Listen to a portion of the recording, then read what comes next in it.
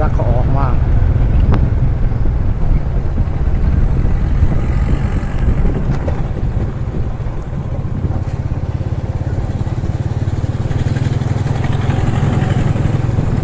ทั้งแววัดป่าทั้งเขาถาดน้อยอันนี้เป็นบ้านถาดน้อย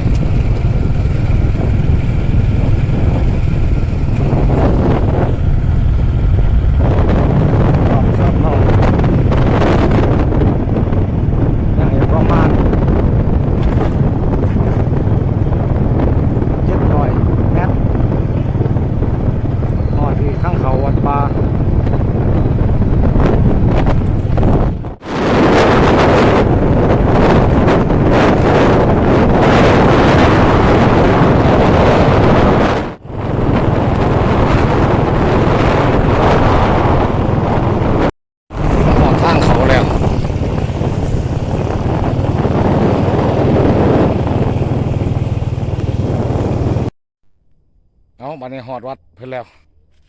วัดป่าภูดินเพิ่นเฮ็ดนี่ยังบ่ทันแล้วไปเบิ่งนำกัน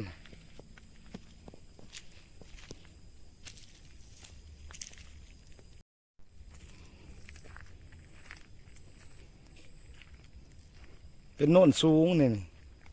เพิ่นมาปลุกกุฏิใส่สลาของถ้ำใส่นี่มาเลาะเบิ่งแถวสูงๆสิก่อน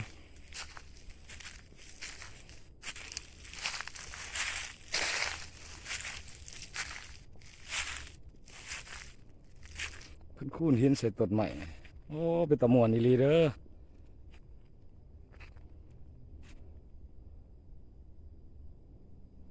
ต้นไม้ติ๋ว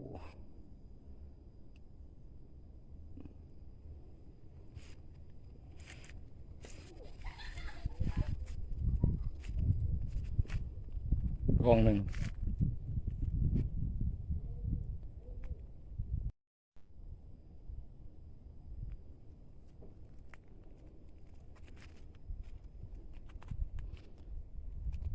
โน่นตัวนี้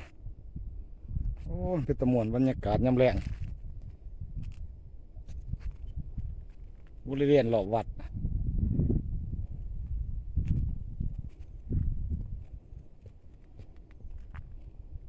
กองหินเนาะ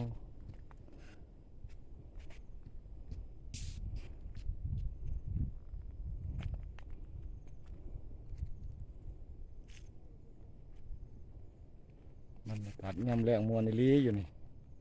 แดดอ่อนๆเป็นโน่นสูง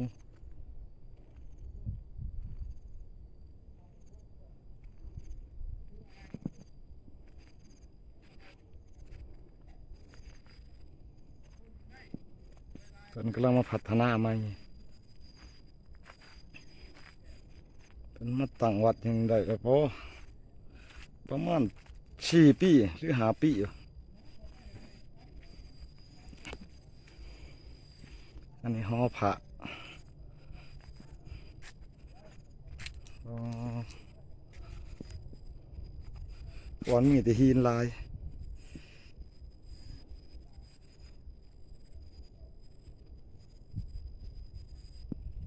พระปั่น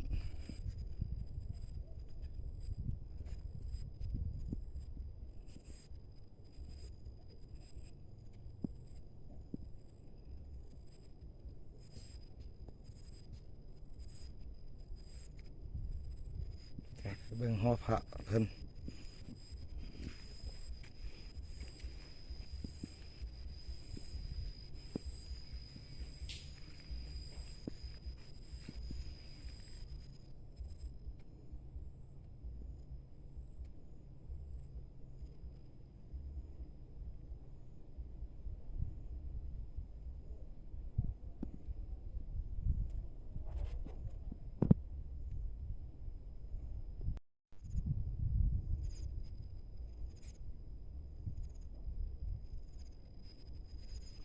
ตะม่วนอีหลี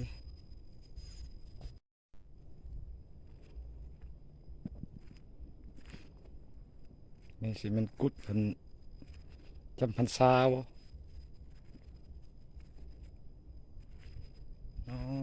จะต้นใหม่หั่ง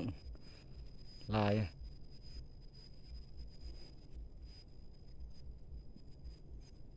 ต้นหั่งต้นจิกต้นหั่ง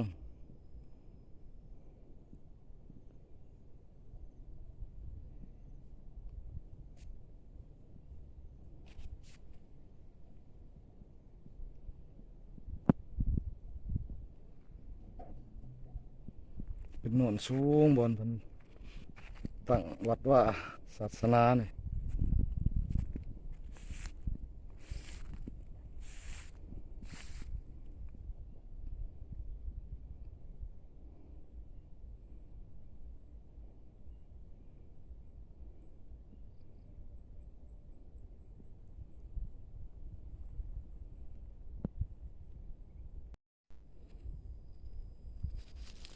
ภาพยำแรง4 โมงเป็นห้องน้ำครูบาอาจารย์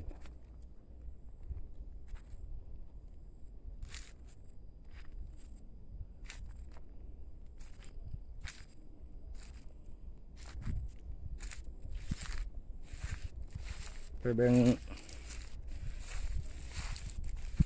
สร้างศาลาของถ้ำเพิ่นเบิ่งนำกันพี่น้องเลย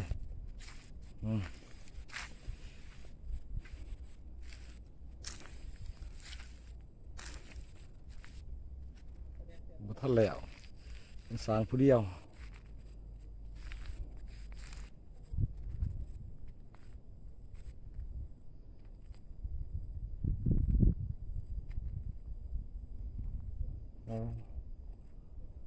ใหญ่ขนาดใหญ่ลี